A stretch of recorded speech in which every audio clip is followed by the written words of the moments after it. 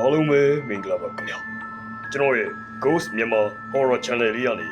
ပြန်လည်ကြိုဆိုလိုက်ပါတယ်ကျွန်တော်တင်ဆက်သွားမယ့်အရာတော့စပိန်နောက်မှာလိုက်လာကြတယ်ဆိုတော့ ဇာတ်လမ်းလေးကိုတင်ဆက်သွားပေးဖို့ရှိပါတယ်ခင်ဗျာ like and subscribe လုပ်နေတူဘီနာလူဒီပဲခေါင်းလောင်းလေးကိုပါနှိပ်ခဲ့ပေးတော့ဖို့အတွက်မြစ်တာရက်တောင်းဆိုကြပါတယ်ခင်ဗျာကဲဒါဆိုလို့ရှိရင်အချိန်မဆိုင်တော့ပဲဗီဒီယိုလေးကိုစတင်လိုက်ကြတော့စပိန်နောက်မှာလိုက်လာကြတယ်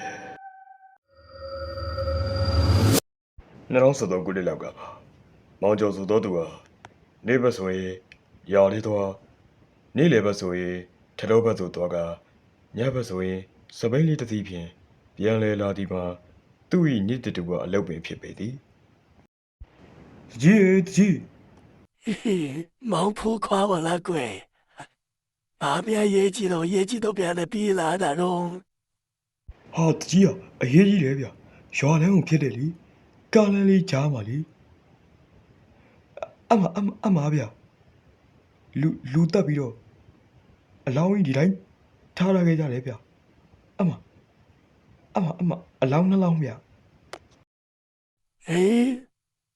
တကြီးဒီဟေလို့ပြောကမဖိုးခွားရဲ့နောက်သို့လိုက်၍ကြည့်ရပြီတော့ဒီတကယ်ပင်ရော်နဲ့ချားဘက်သို့တော်တော်ကားလန်းလေးကြားတွင်အလောင်းနှလောင်းကပုံပြက်ပန်းပြက်ပုံစံမျိုးဖြင့်တွေ့မြင်လိုက်ရလေသည်အလောင်းနှလောင်းမှာဝမ်းပိုက်နဲ့ဥကောင်းမှာထိခိုက်ဒဏ်ရာမှာဖြင့်သေဆုံးနေကြသော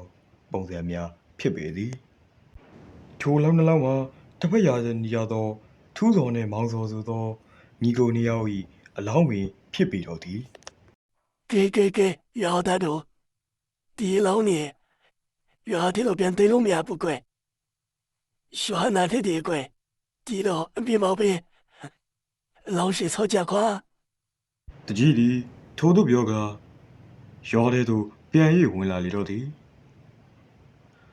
ရော်သားဝါသည်အလောင်းစင်များကိုဝါးများဓနီများဖြင့်အလောင်းစင်များဆောက်လုပ်ရလိုက်လေတော့သည်အလောင်းဆောက်သောနေရာမှာသူတို့တည်ခဲ့သောဂါလန်နာတွင်ဆောက်ထားသော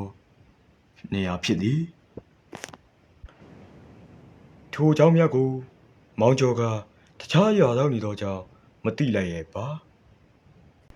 ထိုနေ့ညတွင်မောင်ကျော်သည်ပုံမှန်လုပ်နေကြအတိုင်းပဲထိုင်ရည်လေးတမျက်မျက်တောက်ခါရွာထဲသို့စပိန်လေးစီးကပြန်၍ဝင်လာလေတော့သည်မောင်ကျော်ဆိုလာသောတရှိမှာအဗရာနာရဲ့အရှုံးမပေးဘူးကြိုးစားခြင်းပင်ဖြစ်ပေတော့သည် ပေါ်လေလူဆိုတာဟာမလော်ဤတနေကြမမုန်းကြလေကဟိုစိတ်ညစ်နေကွာလူဆိုတာဟာမဒုက္ခမျိုးကွာမကြုံတွေ့ရမှာရှုံးပြီးနဲ့ကြိုးစား မောင်ကျော်သည်ထိုသို့သောချင်းကိုတကြောကြောအော်၍စပိန်လင်းနှင့်ကရွာဘက်သို့ဦးတည်၍ပြန်လာလေတော့သည်ရွာလေးသို့ဝင်ပင်ခွေးများတီးထန်စွာဦးလာသောကြောင့်မောင်ကျော်ရင်ထဲတွင်ရေရွတ်မိလိုက်ပေသည်ဘာလို့ဒီလောက်တော့မှခွေးတွေကပူနေကြတယ်ကွာ။အိုးငါရင်ချောလေးနဲ့တူပဲ မောင်ကျော်သည်ထိုသို့တွေကရွာလေးသို့စပိန်လင်းနှင့်ကအသားရလေးဖြင့်ဝင်လာလေတော့သည်ရွာလန်းသို့အသားရလေးဖြတ်လာကနေလေရာညီကိုနှစ်ယောက်တည်ခဲ့သောဂါလန်နာသို့အရောက်တွင်စပိန်ကဗရိတ်ကျိုးရုတ်တရက်ထောက်ခနဲဆိုပြက်သွားလေတော့သည် ။ဟာဘာဖြစ်လဲ။အော်စောက်ကျိုးနဲ့ကွာချိန်ရုပ်ပြတ်သွားရ။ဒီနေရာကြီးလည်းမောင်းတာကွာ မောင်ကျော်သည်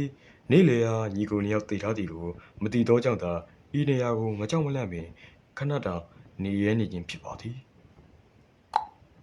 ဝိုးရမှာပဲ။ဒီနေရာချိန်ပြတ်တော့တွန်းသွားရုံပဲရှိတော့တယ်။ဘောပဲ။အေးရောကွာ မောင်ကျော်သည်ထိုသို့ဇဲရင်ကစပိန်လေးကိုတုံရင်ဖြင့်ရွာလေးသို့ဆက်၍ဝင်လာလေတော့သည်မောင်ကျော်သည်စပိန်ကိုတွန်းလာရင်ပင်ထိုနာသို့အရာစပိန်သည်လူများအပြည့်ကျက် တက်ထိုင်နေသလိုလိုသို့မဟုတ်စပိန်နောက်တွင်အလေးရောင်ကြီးပဲဖိထားသလိုလိုဖြင့်စပိန်မှာအရှိသို့မနေအားဆက်၍တွန်းနေရသည်ကိုကိုကျော်တယောက်ရင်ထဲမှာခံစားလိုက်ရလေတော့သည် ဟောပောက်ကွေးတယ်မှာပဲစပိန်ရလဲလေးလိုက်တာကွာဒီသမီးအာလေးလိုက်တဲ့စပိန်ဒီစပိန်သမင်းစားပြီးချီးပတ်ပါဦးလားမသိဘူးဒီပေါင်းစပိန်ရသမင်းအောင်မစားတာငါလည်းဘာလို့ပြောနေမှလည်းမသိဘူးကွာမူးလည်းပြည့်တူပါလေ မောင်ကျော်သည်ထို့သို့စကားတွေကိုပြောကာစပိန်လေးကိုအသေးအတန်တွန်းရင်ဖြင့်ဆက်ရွက်ပြီးလာနေတော့လေသည်တနေရာရောက်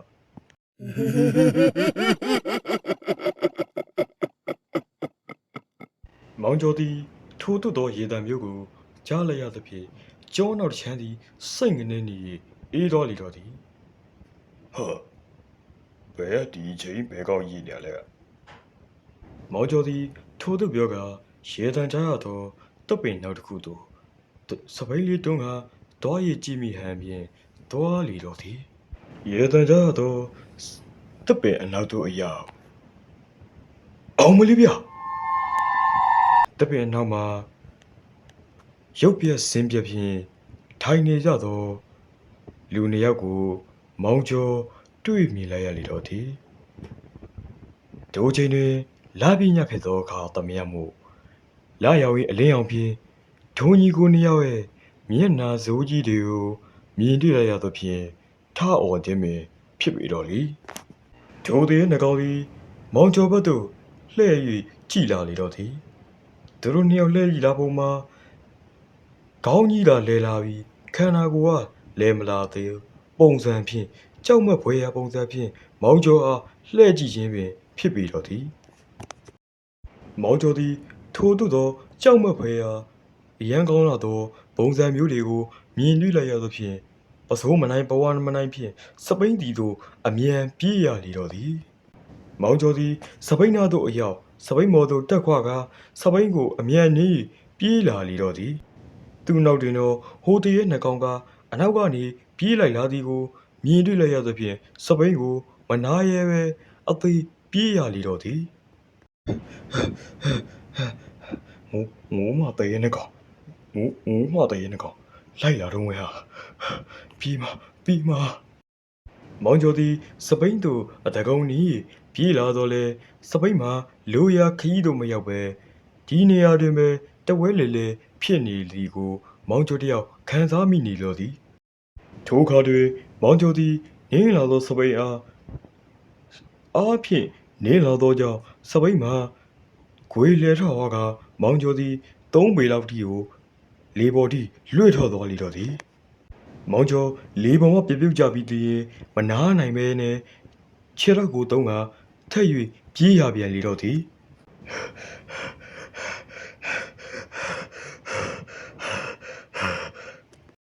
မောင်ကျော်သည်ပြေးနေမှအိမ်တွင်မီးလင်းနေသည်ကိုတွေ့ရသည်နှင့်ထိုအိမ်သည်သို့တော်ပါပြေးသွားလေတော့သည်ထိုအိမ်ရှိအရာအေးရှင်တို့အေးရှင်တို့ထားကြပါဦးဗျာအေးရှင်တို့မောင်ကျော်သည်အေးရှင်တို့အားတကားခေါက်၍လက်၍နှိုးပြီးလေတော့သည်ထိုချိန်တွင်အိမ်တကားမှာအသားရပွင့်လာပြီးတော့အိမ်ထဲမှာမီးလုံးကင်ထားသောအဖကြီးတယောက်ထွက်လာလေတော့သည် Hey, Lugly. Hey, bear old Lugly. ကျွန်တော်ဟိုဘက်ရပါပါကျွန်တော်လေရွာတို့ပြန်ရင်းနေလေတလားလမ်းမှာတရေချောက်ခံလို့ဗျအဲ့ဒါကြောင့်မလို့အဘအိမ်မှာကျွန်တော်ဒီတင်ရတော့အဲ့လိုရအောင်မသိဘူးပါထို့ဘက်မှာစဉ်းစားနေတော့ဟန်ဖြင့်ခေါင်းကိုဟိုဘက်ဒီဘက်လှည့်နေကစဉ်းစားနေလေတော့သည် Lugly. Mia. Because they pay the outsorely. Apa, Kuni Lebo McQuay. KKK la. At him, I want it idol. Kanani. The door him on the visceral. Madu. But hey, when he lives. ဟုတ်ကဲ့ပါဗျကျေးဇူးတင်ပါတယ်ဗျ မောင်ကျော်သည်ထိုဘကိုခြေစွတည်သည်ဟုပြောကာအခန်းထဲသို့ဝင်လာချိန်မှာပဲမောင်ကျော်၏ကြောတခွင်တွင်အေးစိတ်စိတ်ခံစားမှုကြီးရာရရှိလိုက်ရလေတော့သည်ဒါဆိုတော့ငါဟိုကောင်နဲ့မတွေ့ခင်တော့ရလိုက်တဲ့ခံစားချက်ကြီးပါလားထိုအချိန်မှာပဲတပြိုင်နက်တည်းတွင်နှာခေါင်းထဲ၌ပုံနှံ့လူသေးကောင်ပုံနှံ့ကြွက်သေးကောင်ပုံနှံ့တကောင်ကောင်တီလို့ပုတ်တဲ့ပုံနှံ့နှာခေါင်းထဲ၌ရရှိလာလေတော့သည်ထိုအချိန်မှာပဲမောင်ကျော်ရဲ့အနောက်မှာခက်ရှာအတန်ကြီးရာကြားလိုက်ရလေတော့သည် လူကလေးဝဲလေကွယ်ဘာလုံးနေရလဲ မောင်ကျော်သည်ထိုတန်ကိုကြားလိုက်ရသဖြင့်နောက်သို့လှည့်ကြည့်လိုက်ရာတွင်ဇွန်နာတရေမြတ်ထက်စိုးသောအမွေးအမြင်ထူများနှင့်အစွဲကြီးမှာလက်တစ်ထောင်လောက်ရှိမည်မျက်လုံးမီးမှာရေနွေးချမ်းပကံလုံးလောက်ရှိမဲ့မျက်လုံးကြီးနှင့်ပါးစပ်ကြီးမှာအိမ်တကားဝသားလောက်ရှိသောပါးစပ်ကြီးကိုဖြဲဟာထားသောတရေကြီးတစ်ကောင်အားမောင်ကိုစောမြင်တွေ့လိုက်ရလေတော့သည်ကဲကြဟောင်းဗျာတရေကြီးနောက်တစ်ကောင်မောင်ကျော်သည်ထိုသို့အော်ဟစ်ကာအိမ်ထဲမှအတင်းသရောတော်ပါထွက်ပြေးလေတော့သည်မောင်ကျော်သည်ခြေချင်းဖြင့်နောက်မှလိုက်လာသောတရေနှကောင်ဖြင့်ဇွန်နာကလိုက်လာသောအမွေးစုပ်ပါဖြင့်တရေတစ်ကောင်ဤဘောင်းတရေသုံးကောင်ဤနောက်ကနေပြီးတော့လိုက်ခံနေရတော့သည်မောင်ကျော်သည်ထိုသို့ဖြင့်မောပန်းဖြင့်ပြေးရင်ဖြင့်မြေကြီးပေါ်၌တတိလိမင်းမျောတော်လေတော့သည်မောင်ကျော်နိုးလာသောချိန်တွင်အိမ်သို့ရောက်ရှိနေပြီလေဖြစ်ပေသည်အိမ်သို့ဘယ်လိုရောက်ရှိနေလဲဆိုတော့မနေ့ကရာသို့ထွက်လာသောဦးလေးကြီးတစ်ယောက်မှာမောင်ကျော်တစ်ယောက်လဲခွင်းနေနား၌ပြစ်လဲပြီးတော့မိလဲနေတာကိုမြင်တွေ့လိုက်ရသည်ဆိုတော့ကမောင်ကျော်ကိုခေါ်ကအိမ်သို့ပြန်လဲပို့ဆောင်ပေးလျက်ခြင်းဖြစ်ပါတော့သည်မောင်ကျော်တတိယလာချိန်တွင်မောင်ကျော်ပြပြောသောဒူး၆ခံရသောတရေရောက်ရများကိုကြားလျင်ရောသူရောသားများနှင့်တကွအကုန်လုံးပဲကြောက်ရွံ့ထိတ်လန့်ကြရတော့လေသည်ဒီကြောက်ရများသည်မောင်ကျော်အဖို့တော့တသက်တကားမမေ့နိုင်တော့မဲ့ညလေးတစ်ညပဲဖြစ်ပါတော့တယ်ခမညာနောက်တော့စီခဲ့သောပရိသတ်တယောက်ချင်းစီကိုအထူးပဲကျေးဇူးတင်ရှိပါခင်ဗျာကျွန်တော်တို့ရဲ့ဒီ channel လေးမှာဆက်လက်တင်ရှိမယ့်အရာလေးကိုနောက်တော့ဆင်ပေးပါဦးလို့ပြောကြရင်းနဲ့ပဲကျွန်တော်ရဲ့စီစဉ်လေးကိုဆုံးသက်ချင်ပါတယ်